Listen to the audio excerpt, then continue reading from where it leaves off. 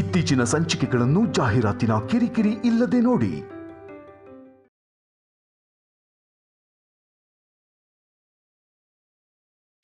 ನಮ್ಮ ಕಂಪನಿಯಿಂದ ಅನ್ಯಾಯ ಆಗಿದೆಯಾ? ಏನು ಹೇಳ್ತಾ ಇದ್ದೀರಾ? ಅದನ್ನ ಹೇಗೆ ಹೇಳೋದಂತ ಗೊತ್ತಾಗ್ತಾನೆ ಇಲ್ಲ ರಾಯ್ರೆ.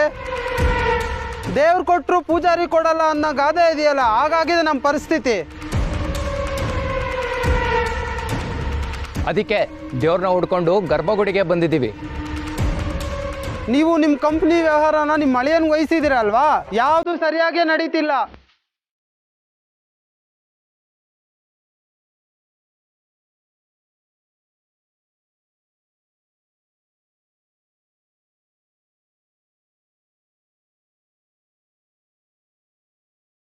ಯಾವುದು ಮೊದಲಿನ ಥರ ಇಲ್ಲ ರಾಯ್ರೆ. ನಮ್ ಬರ್ಬೇಕಾದ ಸಂಬಳ ಬೋನಸ್ ಯಾವುದು ಸಿಗ್ತಾ ಇಲ್ಲ.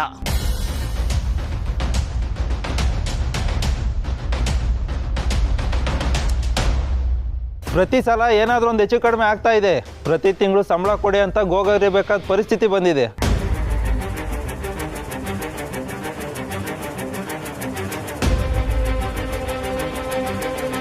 ನಿಮ್ಮ ಮೇಲಿನ ಗೌರವಕ್ಕೆ ಇಷ್ಟು ದಿನ ಸುಮ್ಮನೆ ಇದ್ವಿ. ಇದನ್ನ ದೊಡ್ಡ ವಿಷಯ ಮಾಡೋದು ಬೇಡ ಅಂತ ಸಹಿಸ್ಕೊಂಡು ಹೋಗ್ತಾ ಇದೀವಿ. ಆದ್ರೆ ಈಗ ಅಪ್ಪು ಟೈಮ್ ಬರ್ಬೇಕಾದ ಬೋನಸ್ಸೇ ಬಂದಿಲ್ಲ.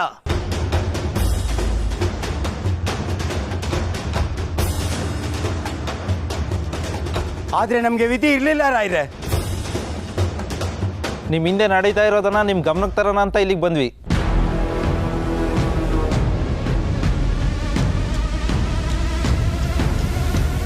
ಸುಹಾಸ್, ಏ ಸುಹಾಸ್, ಎಲ್ಲ ಇದೆಯಾ?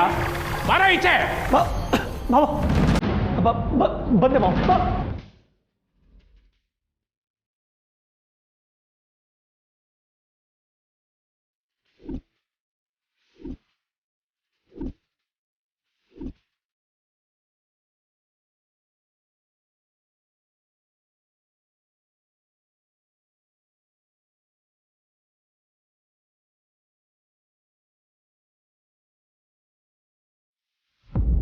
ಊಟ ಮಾಡಿದ ಕೈಯಲ್ಲಿ ಹೊಡಿಬಾರ್ದು ಅಂತ ಸುಮ್ಮನೆ ಇದ್ದೀನಿ. ಮಾತ್ರ ಎಂಜಲ್ ಕೈಯಲ್ಲಿ ಹೊಡೆದ್ರೂ ನಿನ್ನ ಪಾಪ ಇಲ್ಲ.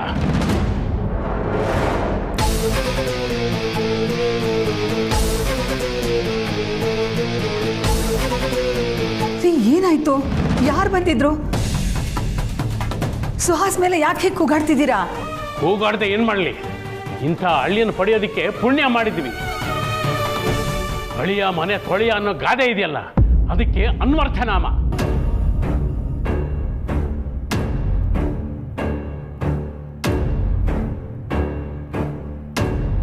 ರೀ, ಏನಾಯ್ತು ಅಂತ ಬಿಡಿಸಿ ಹೇಳ್ಬಾರ್ದಾ? ನಮಗೆ ಅರ್ಥ ಆಗೋದಾದ್ರೂ ಹೇಗೆ? ಅದನ್ನ ಇವನು ಬಾಯಿಂದಲೇ ಕೇಳು. ಇವನು ಮಾಡಿರೋ ಸಗಣಿತನ ಕೆಲಸ ಇವನು ಬಾಯಿಂದಲೇ ಕೇಳು. ಸುಹಾಸ್, ಏನಪ್ಪ ಇದು?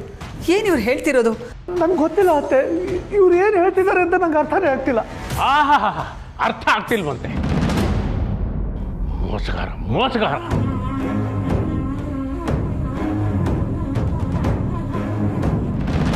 ಬೆಕ್ಕು ಕಣ್ಣು ಮುಚ್ಕೊಂಡು ಹಾಲು ಕುಡಿದ್ರೆ ಗೊತ್ತಾಗಲ್ಲ ಅಂತ ತಿಳ್ಕೊಂಡಿದ್ಯಾ? ಮೋಸಗಾರ.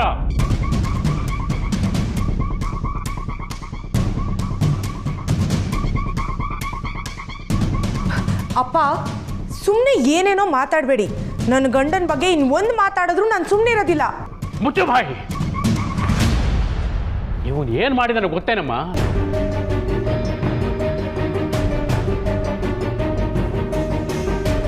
ವರ್ಕರ್ಸ್ಗೆ ಬೋನಸ್ ಕೊಡಬೇಕಾದ ದುಡ್ಡಿನಲ್ಲಿ ಮೋಸ ಮಾಡಿದ್ದಾನೆ, ಗೋಲ್ಮಾಲ್ ಮಾಡಿದ್ದಾನೆ.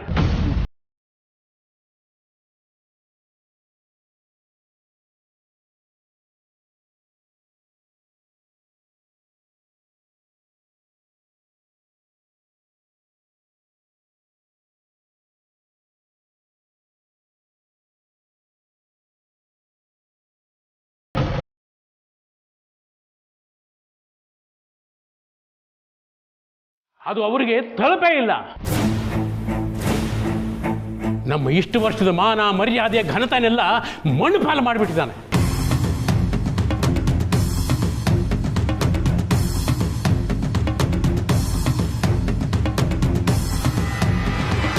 ಬಾವ, ಅಪ್ಪ ಹೇಳ್ತಾರ ನಿಜಾನಾ?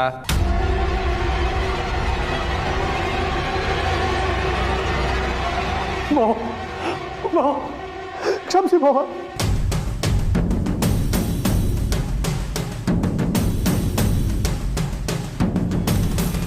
ನನ್ನಿಂದ ತಪ್ಪಾಯ್ತು ಮಾವ, ಕ್ಷಮಿಸಿ ಮಾವ. ಗೊತ್ತಿಲ್ಲದೆ ತಪ್ಪಾಯ್ತು ಮಾವ. ಪ್ಲೀಸ್ ಮಾವ, ಕ್ಷಮಿಸಿ ಮಾವ. ನೀನು ಮಾಡಿದ್ದು ತಪ್ಪಲ್ಲ ಸುಹಾಸ್, ಮೋಸ. ಗೊತ್ತಿಲ್ಲದೆ ಮಾಡಿದ್ರೆ ಅದು ತಪ್ಪು, ಗೊತ್ತಿದ್ದು ಮಾಡಿದ್ರೆ ಅದು ಮೋಸ.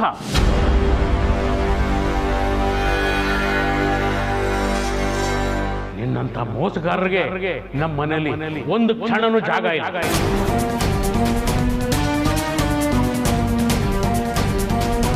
ಹೊರಟು ಹೋಗು, ಇಲ್ಲ ಅಂದ್ರೆ ಕತ್ತಿಡಿದು ತಳ್ಳಬೇಕಾಗುತ್ತೆ. ಮಾವ ಪ್ಲೀಸ್ ಮಾವ, ಇನ್ನು ಒಂದೇ ಒಂದು ಅವಕಾಶ ಕೊಡಿ ಮಾವ.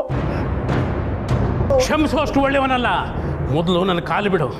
ಈಗಲೇ ಹೊರಟು ಹೋಗ್ತಾ ಇರಬೇಕು, ಇಲ್ಲ ಅಂದ್ರೆ ನಾನೇ ಕತ್ತಿಡಿದು ತಳ್ಳಬೇಕಾಗುತ್ತೆ.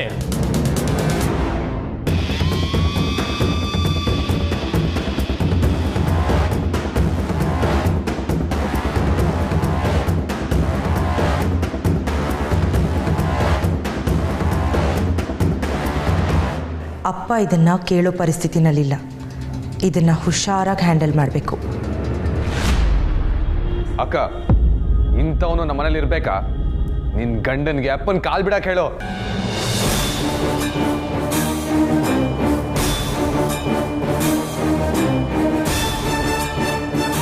Suhas, get up, get up and get out of the house. Get out, Suhas!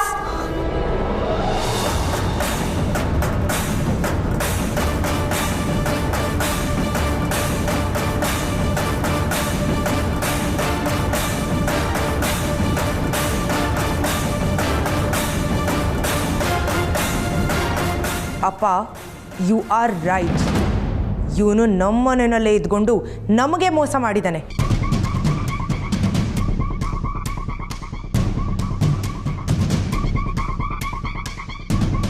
ಇವನಿಗೆ ನಾವು ಕ್ಷಮೆ ಕೊಡಬಾರ್ದು.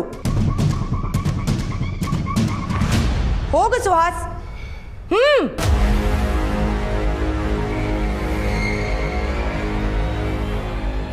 ಅಪ್ಪ, ನೀವು ಸಮಾಧಾನ ಮಾಡ್ಕೊಳ್ಳಿ.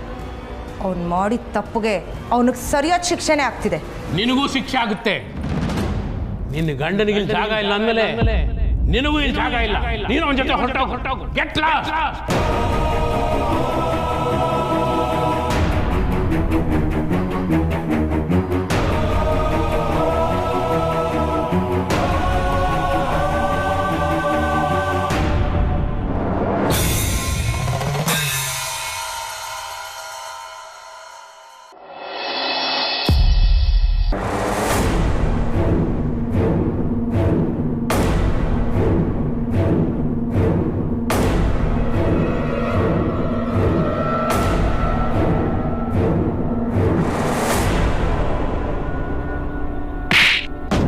ದುಡ್ಡು ಕೊಟ್ರೆ ಬದುಕೊಳ್ತೀಯ, ಇಲ್ಲಾಂದ್ರೆ ಸಾಯಿಸ್ಬಿಡ್ತೀನಿ. ಅಣ್ಣ, ದೇವಸ್ಥಾನ ಜನ ಎಲ್ಲ ಇದ್ದಾರೆ, ಹಿಂಗೆಲ್ಲ ಮಾಡಿಬಿಡಿ ಪ್ಲೀಸ್. ಇವತ್ತು ಸಂಜೆನೆ ನಮ್ಮ ಮಾವನ ಮನೆ ಹತ್ರ ಬಂದ್ಬಿಡಿ. ಇದರಲ್ಲಿ ಮೋಸ ಇಲ್ಲ ತಾನೇ? ಅತ್ತೆ, ಹಾಗಾದರೆ ಅಳಿಯಂದ್ರು ನಾವು ಅಂದ್ಕೊಂಡ ಹಾಗೆ, ಅವ್ರು ನಮಗೆ ತೋರಿಸ್ಕೊಂಡ ಹಾಗೆ ಶ್ರೀಮಂತರು ಅಲ್ಲ ಅಂತ ನಿಮ್ಮ ಯೋಚನೆ? ಅದಿನ್ನೂ ಗೊತ್ತಾಗಿಲ್ವೇ? ಆದರೆ ಅವನು ನಂಬಿಕಸ್ತ ಅಲ್ಲ ಅನ್ನೋದು ಮಾತ್ರ ಗ್ಯಾರಂಟಿ. ಈ ವಿಷಯ ನಮ್ಮ ದಿವ್ಯನ್ ಗೊತ್ತಿದೆಯಾ ಗೊತ್ತಿಲ್ವಾ ಅದು ಗೊತ್ತಿಲ್ಲ. ಅತ್ತೆ, ಅವನ ಬಂಡವಾಳ ಗೊತ್ತಾಗಿ ಸಮಸ್ಯೆ ಇದೆ ಅಂತಾನೆ ದಿವ್ಯ ಇಲ್ಲಿಗೆ ಬಂದಿರ್ಬೋದಾ? ಇರ್ಬೋದು. ಇಲ್ಲ ಅಂದರೆ ಅವಳು ನಮ್ಮನ್ನು ಹುಡ್ಕೊಂಡು ಇಲ್ಲಿವರೆಗೂ ಬರ್ತಾ ಇದ್ಲಾ? ನನ್ನ ಮನಸ್ಸಲ್ಲೂ ಇದೇ ಪ್ರಶ್ನೆ ಇದೆ ಅತ್ತೆ. ಅದನ್ನು ತಿಳ್ಕೋಬೇಕು ಅಂತಾನೆ ದಿವ್ಯನ ಮನೆ ಒಳಗಡೆ ಬಿಟ್ಕೊಂಡೆ. ಇನ್ನೂ ಸತ್ಯ ಏನು ಅಂತ ಗೊತ್ತಾಗ್ತಾ ಇಲ್ಲ. ಇಬ್ಬರು ಚೆನ್ನಾಗಿ ನಾಟಕ ಆಡ್ತಾ ಇದ್ದಾರೆ. ದಿವ್ಯ ಅಂತೂ ದುಡ್ಡಿನ ಪಿಶಾಚಿ ಅತ್ತೆ. ಅಳಿಯಂದ್ರ ಹತ್ರ ದುಡ್ಡಿಲ್ಲ ಅಂತ ಗೊತ್ತಾದರೆ ಒಂದು ಕ್ಷಣನೂ ಅವಳು ಅವ್ರ ಜೊತೆ ಇರಲ್ಲ, ಅವಳ ಹತ್ರನೂ ಅವ್ರನ್ನ ಬಿಟ್ಕೊಡಲ್ಲ ಅತ್ತೆ. ಅಂದರೆ ಇಲ್ಲಿ ಜೊತೆನೇ ಇದ್ದಾರಲ್ಲೇ. ಅಳಿಯಂದ್ರು ದುಡ್ಡಿರೋ ದೊಡ್ಡ ಮನುಷ್ಯರು ಅಂತ ಖಂಡಿತ ಅನ್ಸಲ್ಲ ಅತ್ತೆ. ದಿವ್ಯ ನೋಡಿದ್ರೆ ಅವ್ರ ಜೊತೆಗೆ ಇದ್ದಾಳೆ, ಅವ್ರ ಜೊತೆಗೆ ಇಲ್ಲಿ ಬಂದು ಕೂತಿದ್ದಾಳೆ. ಇದು ಹೇಗೆ ಸಾಧ್ಯ ಅತ್ತೆ? ಒಂದು ವೇಳೆ ಅವನ ಹತ್ರ ಬಂಗ್ಲೆ ಇದ್ದಿದ್ರೆ ಅವಳು ಯಾಕೆ ಇಲ್ಲಿಗೆ ಬರ್ತಿದ್ಲು? ಅಥವಾ ಅವನ ಹತ್ರ ಬಂಗ್ಲೆ ಇಲ್ಲ ಅಂದಿದ್ರೆ ಅವನ್ನ ಯಾಕೆ ಇಲ್ಲಿಗೆ ಕರ್ಕೊಂಬರ್ತಿದ್ಲು? ಇಷ್ಟೊತ್ತಿಗೆ ಬೋಡ್ಸಿರೋಳು. ಅದೇ ನನಗೂ ಅರ್ಥ ಆಗದೆ ಇರೋದು ಜಾನಕಿ. ಹೇಗೆ ಯೋಚನೆ ಮಾಡಿದ್ರೂ ಇದ್ರ ಗುಟ್ಟೇನು ಅಂತ ಅರ್ಥ ಆಗ್ತಾ ಇಲ್ಲ.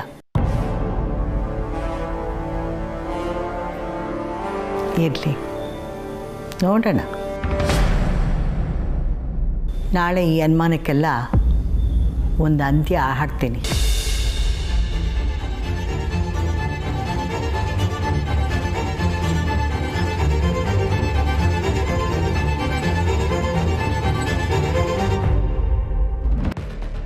ಅಪ್ಪ, ಅವ್ರು ಮಾಡಿದ ತಪ್ಪಿಗೆ ನನಗೆ ಯಾಕೆ ಶಿಕ್ಷೆ? ನಾನು ಯಾಕೆ ಮನೆ ಬಿಟ್ಟು ಹೋಗ್ಬೇಕು? ನಾನು ಎಲ್ಲಿಗೆ ಅಂತ ಹೋಗ್ಲಪ್ಪ? ಎಲ್ಲಾದ್ರೂ ಹಾಳಾಗಿ ಹೋಗು. ನಿನ್ನ ಗಂಡ ಎಲ್ಲಿ ಹೋಗ್ತಾನೋ ಅಲ್ಲಿ ಹೋಗು.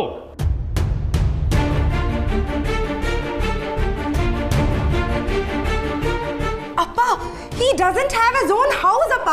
ಈಗ ಅವನ ಜೊತೆ ನಾನು ಬೀದಿಲಿ ನಿಂತ್ಕೊಳ್ಳ? ಸೀತಾ, ಗಂಡ ಎಲ್ಲಿರ್ತಾನೋ ಅಲ್ಲಿ ಹೆಂಡತಿ ಇರಬೇಕಾದ್ದು ಧರ್ಮ ತಾನೆ? ಹೌದು ರೀ. ಹೌದು ತಾನೆ? ನಿನ್ನ ಮಗಳಿಗೆ ಹೇಳು ಅವನ ಜೊತೆ ಮನೆ ಬಿಟ್ಟು ಆಚೆ ಹೋಗು ಅಂತ. ಅಪ್ಪ ಪ್ಲೀಸ್ ಅಪ್ಪ, ನಾನು ನಿಮ್ಮ ಮಗಳು. ಅಪ್ಪ ಪ್ಲೀಸ್ ಪ್ಲೀಸ್ ಅಪ್ಪ.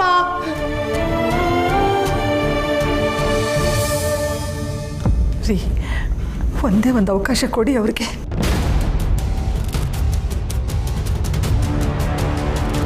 ಅಪ್ಪ ಪ್ಲೀಸ್ ಅಪ್ಪ, ಅಪ್ಪ ಪ್ಲೀಸ್ ನನ್ನನ್ನು ಕ್ಷಮಿಸ್ಬಿಡಿ. ಮನೆಯಿಂದ ಆಚೆ ಕಳಿಸ್ಬಿಡಿ ಪ್ಲೀಸ್ ಅಪ್ಪ.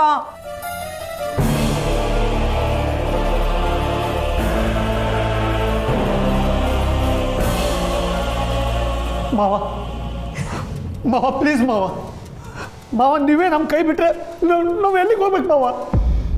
ಪ್ಲೀಸ್ ಮಾವ, ಇದೊಂದು ಸಲ ಕ್ಷಮಿಸ್ಬಿಡಿ.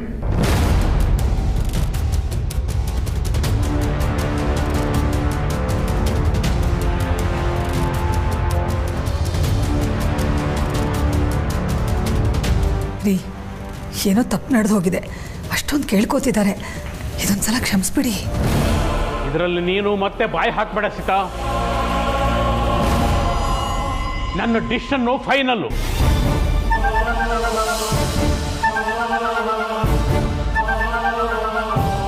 ಅಪ್ಪ, ಇದ್ರಲ್ಲಿ ನನ್ನ ತಪ್ಪೇನಿದೆ? ನಾನು ಯಾಕಪ್ಪ ಆಚೆ ಹೋಗ್ಬೇಕು? ನಿನ್ನ ಗಂಡನಿಗೆ ನಿನ್ನ ಕುಮ್ಮಕ್ಕಿಲ್ದೆ ಇಷ್ಟೆಲ್ಲ ಮಾಡೋದಕ್ಕೆ ಸಾಧ್ಯವೇ ಇಲ್ಲ.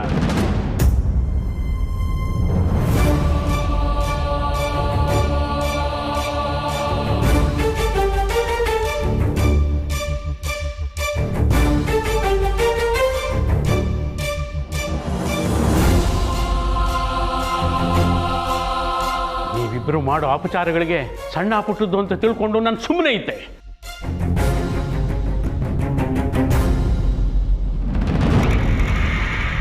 ಆದರೆ ಇವತ್ತು ಮಾಡಿರೋ ಅಪರಾಧಕ್ಕೆ ಕ್ಷಮೆನೇ ಇಲ್ಲ. ತಾಳ್ಮೆ ಮೀರೋದಕ್ಕೆ ಮುಂಚೆ ನೀವಿಬ್ಬರು ಇಲ್ಲಿರಬಾರದು. ತೊಲಗಿ, ಆಚೆ.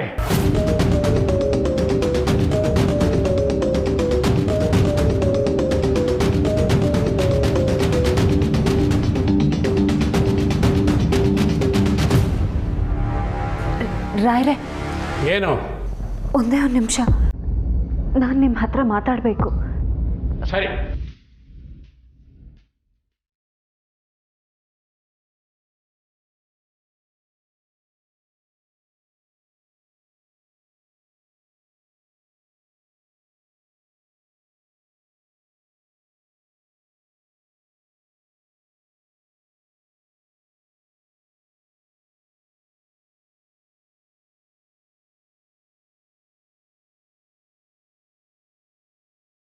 ನೀನು ಯಾಕಮ್ಮ ಅವ್ರ ಪರವಾಗಿ ಮಾತಾಡ್ತಾ ಇದೀಯಾ?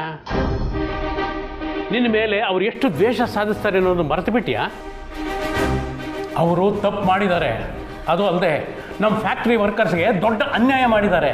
ಅದಕ್ಕೆ ಅವ್ರಿಗೆ ಶಿಕ್ಷೆ ಆಗಲೇಬೇಕು. ಪಶ್ಚಾತ್ತಾಪ ಮತ್ತು ಪಾಪ ಪ್ರಜ್ಞೆಗಿಂತ ದೊಡ್ಡ ಶಿಕ್ಷೆ ಇನ್ಯಾವುದಿದೆ ರಾಯರೇ? ಅವ್ರನ್ನ ಇದೊಂದು ಸಲ ಕ್ಷಮಿಸ್ಬಿಡಿ.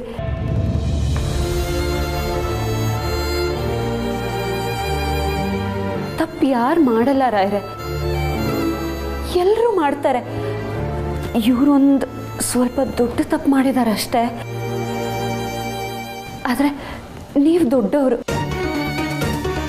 ಆ ತಪ್ಪನ್ನು ಕ್ಷಮಿಸೋ ದೊಡ್ಡ ಗುಣ ನಿಮ್ಮದು. ದಯವಿಟ್ಟು ಅವ್ರನ್ನ ಕ್ಷಮಿಸ್ಬಿಡಿ. ತಿದ್ಕೊಂಡು ನಡ್ಕೊಳ್ಳೋದಕ್ಕೆ ಒಂದೇ ಒಂದು ಅವಕಾಶ ಮಾಡಿಕೊಡಿ. ನಿನ್ನ ಒಳ್ಳೆತನ ನಿನ್ನಿಂದ ಈ ಮಾತಾಡಿಸ್ತಾ ಇದೆ. ಆದರೆ ಅವರು ಕ್ಷಮೆಗೆ ಅರ್ಹರಲ್ಲಮ್ಮ. ಅವರಿಗೆ ಯಾವ ಪಾಪ ಪ್ರಜ್ಞೆನೂ ಕಾಡೋದಿಲ್ಲ. ಅವರು ಕ್ಷಮೆಗೆ ಅರ್ಹರೇ ಅಲ್ಲ. ಈ ವಿಷಯದಲ್ಲಿ ನೀನು ಹೆಚ್ಚಿಗೆ ಮಾತಾಡಬೇಡ.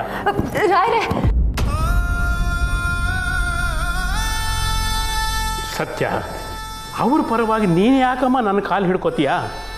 ಛೇ, ಹೇಳಮ್ಮ. ಸೊಸೆ ಮನೆಗೆ ಬರ್ತಿದ್ದ ಹಾಗೆ ಮನೆ ಮಗಳನ್ನ ಆಚೆ ಓಡಿಸ್ಬಿಟ್ಲು ಅನ್ನೋ ಕೆಟ್ಟ ಹೆಸರು ಬರೋದು ನನಗೆ ರಾಯ್ರೆ. ಆ ಕೆಟ್ಟ ಹೆಸರು ನನಗೆ ಬೇಕಾ? ನೋಡಮ್ಮ ಸತ್ಯ, ನೀನು ಏನೇನೋ ಕಲ್ಪನೆ ಮಾಡಿಕೊಂಡು ಏನೇನೋ ಮಾತಾಡಬೇಡ. ಈ ಕೋಟೆ ಮನೆ ನನಗೆ ಕೊಟ್ಟಿರೋ ಪರೀಕ್ಷೆನ ಎದುರಿಸ್ತಿದ್ದೀನಿ. ಆದರೆ ನಾನು ಗೆಲ್ಲಬೇಕು. ಈಗ ನೀವು ಕೀರ್ತನ ಮತ್ತು ಸುಹಾಸ್ನ ಮನೆಯಿಂದ ಆಚೆ ಹಾಕ್ಬಿಟ್ರೆ ನಾನು ಸೋತಂಗಾಗಲ್ವಾ ರಾಯ್ರೆ?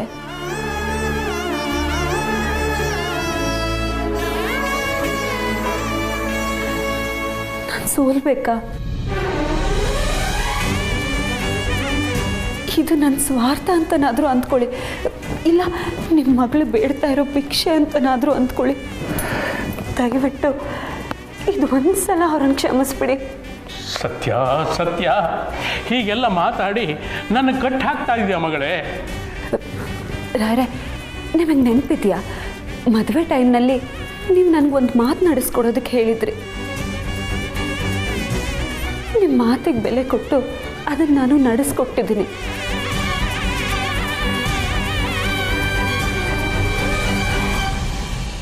ನೀನು ಒಳ್ಳೆ ಮನಸ್ಸಿರೋಳು.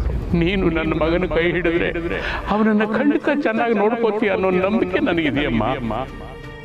ಇನ್ನು ಈ ಮುದುಕ ಹೆಚ್ಚು ದಿನ ಬದುಕಿರೋದಿಲ್ಲ. ನಾನು ಸಾಯೋದ್ರೊಳಗಾಗಿ ನನ್ನ ಮಗನ ಮದುವೆ ನೋಡಿ ಸಾಯಬೇಕು ಅಂತ ಆಸೆ ಕಡಮ್ಮ. ಈ ಮುದುಕನ ಆಸೆ ನೆರವೇರಿಸ್ಕೊಡು ತಾಯಿ.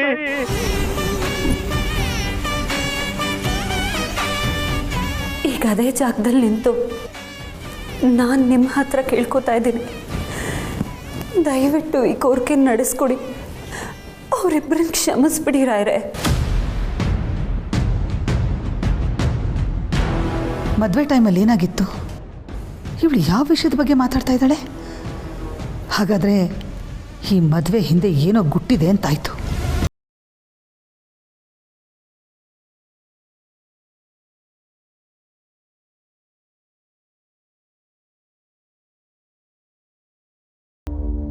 ಬ್ಯಾಗ್ ತಗೊಂಡಿಬ್ರು ಒಳಗೆ ಹೋಗಿ.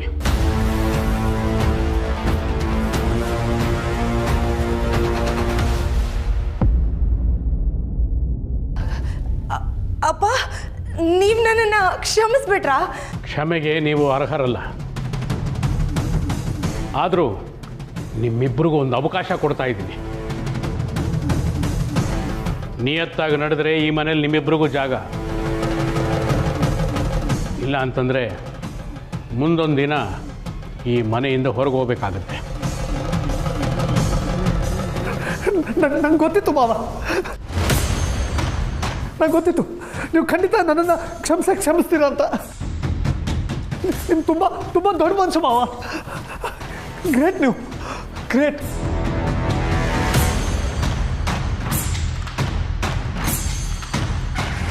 ಇಷ್ಟಕ್ಕೆ ಮುಗಿಲಿಲ್ಲ. ಆ ವರ್ಕರ್ಸ್ ಮುಂದೆ ಬಂದು ಕೈ ಮುಗಿದು ನಂದು ತಪ್ಪಾಯಿತು ಅಂತ ಕೇಳ್ಕೋಬೇಕು. ಬಾ.